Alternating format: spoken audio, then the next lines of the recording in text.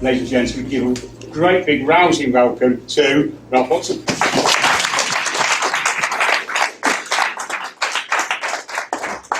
Thank you very much, Mike. Can we do a quick sound check? Can you hear me at the back? So if we speak very quietly, we can talk about them. Okay. This is great. I'm tempted to come on and say, hello, Bromsgrove. Hello. Oh, please yourself. I was just sitting there thinking, next time I'm with a bunch of my speaker pals, I'm going to say, I've just done a gig at a football stadium. And then I'll go very quiet when they say where. As Mike was saying, I've spent about the last 20 years now travelling. I've been very fortunate, very honoured to be able to work pretty much around the world, predominantly the eastern side of the world, Europe, Middle East, India, Pakistan, Sri Lanka, down into Northern Africa, and some of the places where these days people really don't want to go. You know, I mean, I was in Iraq before people were worrying about Iraq. Before all of that gave me the opportunity to do the things that I know and love doing, I had a corporate career for about 20 years. And a bit like Mike, I went through a period of ill health. And a little voice in my head said, if you don't change this, it'll be the end of you. So I moved on to better things. But I want to wind the story a long way back, if I may. Is that okay? I'll tell you a story. I had a very unhappy childhood. Oh. I was more unhappy than that. Oh. I was born at a very early age. Oh. And by the time I was about 10 years of age, I was miserable. And I was miserable because I didn't like my name. See, I was born in the early 1950s in a place in North London called Arra. And all of my friends had really great names. You know, I mean, they had names like Michael, Andrew, Peter, Stephen, which is good because you can shorten those. You can be Mickey, Andy, Pete, Steve, Dave. And what was I? Ralphie. I mean, I ask you. So I remember going home and saying to my mum and dad, can I please have a different name because I don't like being called Ralph? And my father took me and he sat me down and he said, look, let me explain to you. My name's Ralph, as in my father. Your grandfather's name was Ralph, your great-grandfather's name was Ralph, your great-great-grandfather's name was Ralph. So it's a family tradition that we pass it on. He said, if you really don't like it, what I suggest you do is think about where the name Ralph came from.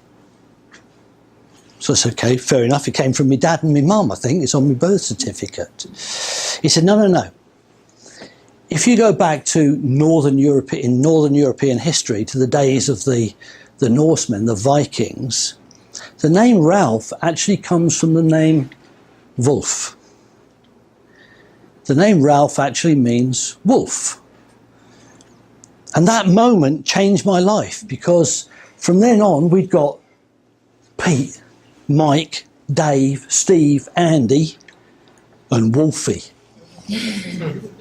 It doesn't half change your outlook on life.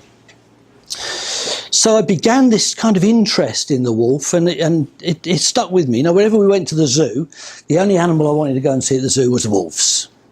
Okay? I even, for me pains, sorry Mike, became a Wolves supporter for a short time.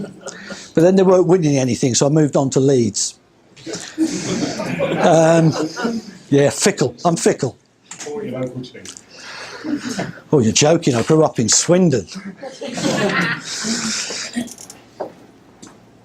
Later on, when I got into my corporate career and I started doing a lot of reading, I started studying this creature. And what I discovered is this. There is a great deal of similarity between the wolf in the wild, was it something I said? The wolf pack and the high-performing team and individual. There are some tremendous similarities.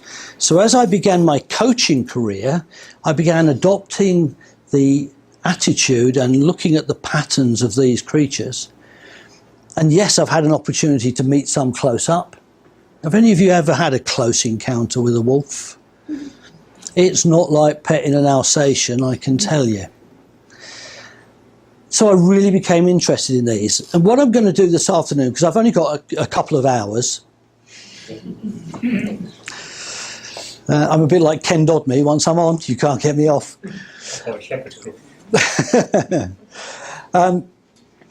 What I want to do is to share with you just a few traits from the wolf pack and the wolf that can help you to do much more in your life and in your business. Is that okay? Okay. So this is my role model, and I'll share with you just a few of these things. The first is this. Okay? Someone just introduced themselves as an NLP master practitioner. Yeah? So you'll know what I mean when I talk about being outcome focused. Okay. It's about knowing what your goals are. Now, this seems to be this great trend. I've been talking to a lot of people lately who've been saying, oh, I don't work with goals. Goals don't work for me. And then I look at their bank balance and I can understand why. You need to know exactly what you want, and you need to be absolutely focused on it. You need to get it in, not only in your mind, but in everything in your being. You watch this, can I say guy?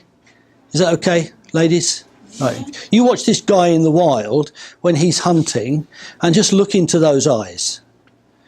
He is absolutely focused on the objective. He is there to bring down his prey, or her prey, totally focused.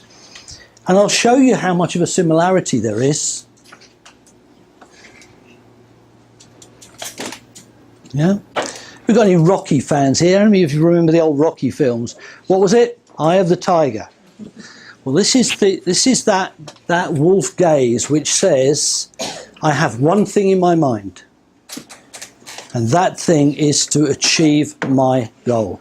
Now, when I'm coaching businesses, and it doesn't matter whether you're a one-man band or whether you're the CEO of a £20 billion turnover organisation, one of the first things I want to ensure is that they are actually focused on what it is that they want to achieve. How many of you go shopping? Just a little show of hands. You know, if you're alive, please raise your hand. You're right, okay. How many of you, when you go shopping, make a list of the things that you want to buy? Yes.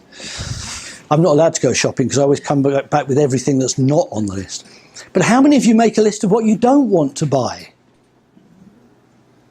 There's always one. I have to, because otherwise I end up with 16 packets of something. And Right. I keep thinking, if I got any of those, well, I'll buy some just in case. Yeah, I go in with a basket and come out with a trolley. So I have Right. a section in my shopping list that says no, and I put what I'm not. Brilliant. I love you. Please marry me. The thing is that as a coach, people are constantly telling me what they don't want, but they're not focused on what they actually want to achieve. So you've got to be very clear. How many of you are here when my friend Dave Hyner was here? You'll see Dave? Yeah. Did he show you the pyramid?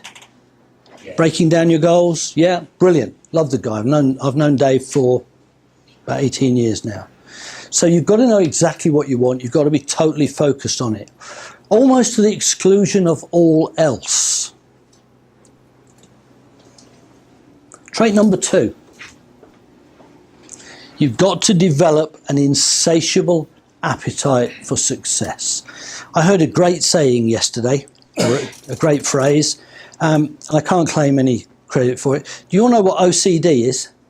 Mm-hmm. Yeah? Yeah. Well, here's a new version for you. Obsessive compulsive desire. It's where somebody is insatiably hungry to achieve that success. Now, the wolf in its environment, I mean, it operates in a totally merciless environment. A bit like Birmingham, really, I suppose. And it is constantly hungry, but it is insatiably driven to hunt, to succeed. And the best performers, and I've worked with some top performers in business, in sport, in politics, and various other aspects, And they have that insatiable appetite for success. Look at some of these people. Who's that? Mo Farah. What do you think he's thinking about when he's preparing to run for yet another medal? How can I get back into the United States? Yeah. Makes you wonder why he wants to go there in the first place. What about this guy? Richard Branson. This one? Jessica Ennis. Insatiable appetite for success. These are people, these sports people, are people who not only train hard to achieve what they do, they are obsessively, compulsively driven to do it. Nothing else exists. In his early days, Richard Branson was much the same. Yeah? He's very lucky now. He has a lot of time to do the things that he loves doing as well as working.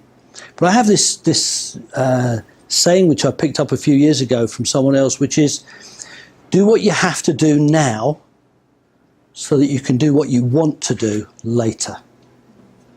You know, people say to me, you've got to have work-life balance. Yes, you have. But sometimes you've got to tip the scale a little bit and you've got to focus. You've really got to get hungry to do the things that you need to do. Oh, and there's the other guy. I thought I'd bring a Spurs man along for you, Mike, okay? And all of these people have this in common, and that is that they are prepared to do whatever they need to do to achieve their goal.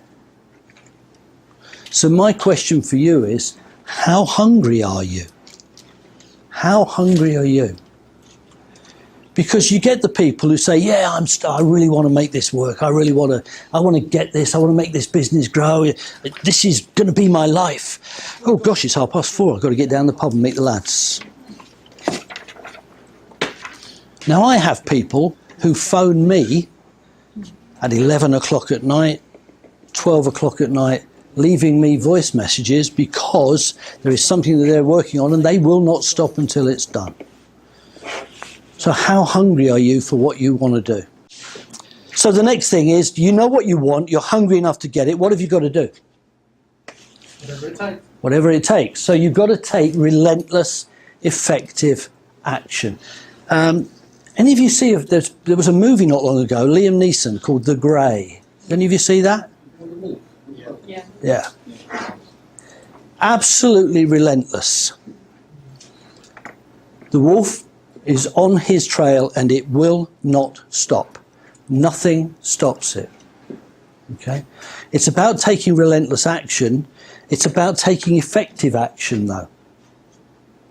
You see, if you are constantly doing something that's not working, what are you going to get? No results. Nothing. You're going to get no results. So it's got to be effective action. I worked with a vending machine company based out of Leicestershire about 5 years ago. I remember meeting the guy, their sales director, Adam, and he said to me, we've got a formula. We've been using this formula for 10 years now, and it's been brilliant. I said, what is it? He said, okay, the formula is they make 25 cold calls on foot in a day, and then they phone everyone that they spoke to from those 25, and from those 25 they're expected to make 5 appointments to pitch for business. And from those 5 appointments to pitch for business, they should get 1 order. And it's brilliant. I said, does it work? He said, it did. I said, what happened? He said, well, it wasn't working so well. I said, okay, so what did you do? And I'm waiting for some kind of innovation. He said, we doubled the number of cold calls that they have to do in a day. So now these poor guys are having to go out there on foot and make 50 cold calls in a day to make the phone calls to get the business. I said, great. What happened? He said, it didn't work. And this little voice in me is saying, don't ask, don't ask. I said, so what did you do? He said, we doubled the target for the cold calls. I said, really? I said, so what happened? He said, people were leaving. I said, okay, so what did you do then? He said, oh, we just recruited a load of young guys and gave them the job. So, you see where I'm going with this? He's taking relentless action, but it's not effective. What he finished up with was a bunch of untrained young guys who, because they were desperate for a job, were going out and hoofing it around 100 companies in a day and then amateurly making phone calls, and they're not getting any business. Because he was doing what worked 10 years ago. Okay? What worked 10 years ago isn't the same as what works now. I read a great book long ago, and my mind's gone blank. It does when you get to my age. What got you here won't get you there. Okay? So you need to think about what you do as being effective. So everything that you do has got to be effective. If it isn't, don't do it. Just don't do it. I'm kind of skimming through these because I know we're on a bit of a time limit. Is that okay? Good, right.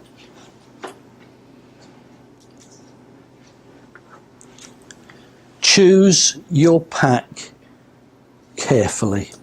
And I'm not talking about marked cards.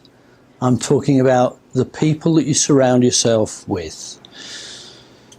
This kind of thing, networking meetings, brilliant. Okay? You can meet lots of people. The question is, what do you do when you go away from here? Do you come along, drink some orange squash or dip a biscuit in some coffee, hand out a lot of your business cards and then go home? What do? You need to be selective in what you do, and you need to choose the people that you connect with. You need to be choosing to connect with people who can help you to grow you and grow your business. So you need to be less of a shotgun and more of a laser. When you go to a networking meeting, think about, who am I looking for? What kind of people am I looking for? And whilst it's lovely to shake hands with everybody and speak to everybody, start looking around the room with the same sort of eyes that these guys look around the room with. Okay? There's a guy over there who knows all about LinkedIn. And I want to make sure that I'm working effectively on LinkedIn. So I need to go and talk to him. There's a guy over there who knows all about using video to build your business. So I want to get and talk to him. Do you understand what I'm saying? So you choose your pack carefully. Choose also the people that you interact with and connect with outside of work.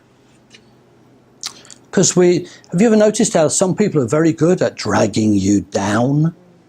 Yeah, the emotional vampire who just seems to drag all of the energy out of you. Or the yeah-buts. Have you met the yeah-buts? I've just had a great idea, let me tell you about it. And you're full of enthusiasm, and then they go, yeah, but... And you go, oh. So be choosy about the people that you connect with. Make sure that the people, your loved ones, wives, husbands, boyfriends, girlfriends, partners, whatever social mix you're in these days, get them on side. Help them to understand that you need support, that you need encouragement. And find people who will hold you accountable. Do you understand what I mean when I say accountable? Yes. Yeah? Keeping Cool. your word, keeping your commitment. Keep your word, keep your commitment. Your goals. When you Choose say, your mission. I'm going to give you the mic in a minute. No. When you say to someone, I'm going to do something, why not say to them, so can you just give me a nudge in a week and just check that I've done it? Yeah?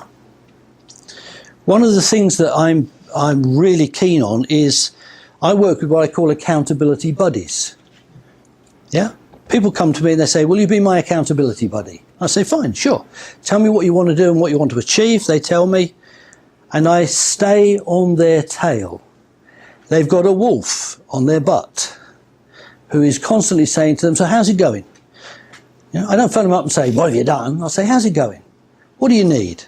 What's going well? What's not going so well? What do you need to change? And that's what a good coach will do. And one of the reasons that I got this title of the White Wolf is 1, because of the name, 2, because of the hair, and 3, because I hold people accountable. I believe that if you are a coach and you're coaching people, you should hold them accountable, and they should hold you accountable. I frequently say to my clients, how am I doing? What's going well for you? What would you like me to do more of or less of? Yeah. So be held accountable. And be prepared to make changes. If you always do what you've always done, you'll always get what you always got. So what do you need to change? Do you need to change the way that you work? Do you need to change the way that you think? You know, what you believe about yourself and about the world can empower you, or it can sink you. So sometimes there are things that you believe that need to change. Sometimes there are habits that need to change. Sometimes there are patterns that need to change. Find yourself a good NLP master practitioner who will help you to change those. And sometimes it's about looking at your business and looking at your goal and saying, this plan isn't working. It's not working out. But do you know how many people, when it's not working out, dump the goal? They say, oh, I can't do that now. I've realized that it's not working. Don't change the goal. Change the plan. Keep the goal. So too many people give up on their goal, give up on their dream, because what they're doing isn't working. Yeah? How many of you here have got a car with sat-nav in it now? Sat-nav. Lovely. Have you got one of those where you get in and you tell it where you're going and it gives you options? I love that. Yeah, mine says fastest, shortest, time and distance. What's the other one? Eco. What's eco? Is that economy? Yeah. Walking. So it gives me yeah. Shanks's pony. It gives me 4 options. Now, if I am driving towards my destination and I become aware that there's a major hold-up of some description, do I turn around and go home? Yes. No, what I do is I hit the sat-nav and ask it for an alternative route. And yet people in business don't do that. Very often they give up. People in life give up too easily. Do not give up on your goal or your dream. Change your plan.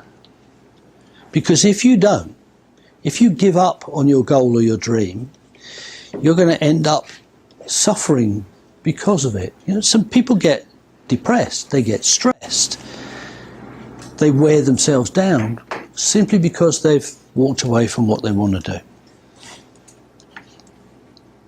So, my question for you is this. Have you got what it takes to be a wolf? Has anybody got any questions or anything that they would like to ask me to help you with? Yes. What about if you don't really know, like you know what the goal is overall, and it's not like, it's sort of the only package C to get in there is more like a voluntary thing, but your personal responsibilities and things require different, like if you have like multiple goals, Yeah. and part of them being responsibilities, part of them being what you feel should be part of your responsibility as Yes. a person, how do you kind of manage that? Okay. Speak to Mike about time management. Yeah. That's a really good question. And the reason is, it's a good question because the number of people who come to me as a coach who have exactly that situation. You see, wouldn't it be lovely if in this world we all knew the one thing that we exactly wanted to get and we could all work towards that? Mm. Yeah? Life doesn't work that way, does it though? So what you've got to look at is, what are the things that you want to achieve? What are the priorities on those things? And is there a negotiation that you can do in there? For example, I really want to achieve this, but there's also a responsibility for this, and this, and this, and this. So is there a bit of a negotiation in there that enables you to bring those together somewhere that gives you the ability to achieve much of what you want to achieve? Yeah. And that's where sometimes a good coach could come in, because they'll ask you the right questions to help you explore that. I mean, that's probably a good couple of hours conversation to do that with a flip chart and coloured pens and some music. I hope that helps. Yeah. Okay. Anyone else? Some music. Should I tell the people that I'm going to call from my network that I'm doing that, or let them just find out at a later date? Should I tell the people that I'm going to call from my network? Can you expand on that a little bit? So I'm not quite clear. Well, you say network with the people that you Yep. are going to be an advantage to you. Yes. So there's going to be people in one's network that aren't going to be an advantage to you. Should you tell them that you're culling them from your network? No. I guess in the wild they'd get eaten, so that would cull them. No, but there are layers for your network, aren't there? There are the people who are nice to be connected with, and you get lots of emotional support and energy and kind of in this environment. And then there might be those 2 or 3 that you really want to supercharge your connection with. So I would maintain a casual connection with the majority and focus a deeper level of connection with those few.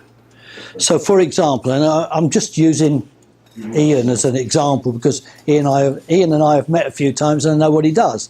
So I might be aware of what Ian does. I might make a point of connecting with all you folks, and I'll give you my various contacts, etc., later on. But I might single Ian out and give him my card and say, look, I really would like to talk to you about some business. Here's my card. When's the best time for me to call you? Yeah. We might add to that role, there's also a thing, you probably know it's off the topic, I can't remember, so you get plus or minus 10% of the environment in which you operate. Yep. So consequently, if you're earning £500 a day and you earn £5,000 a day, go and operate and mix with people who earn £5,000 a day. Yep. Yeah. There is another saying that you become the 5 people that you connect with most. Yeah. I've got time for one last question before I get dragged off. Cool. In that case, all it remains for me to do is to throw this slide up. How many of you got your smartphone with you? Okay. If you want to take a picture of that, please do. My website is on there. There is a page on there where you can download, I think it's 5 or 6 free books. Please do. Please feel free to connect with me on Facebook or anywhere else. And if you email me with a question, I promise you, I will answer your email. Okay? I never dump anybody in the spam folder on their first email. Okay.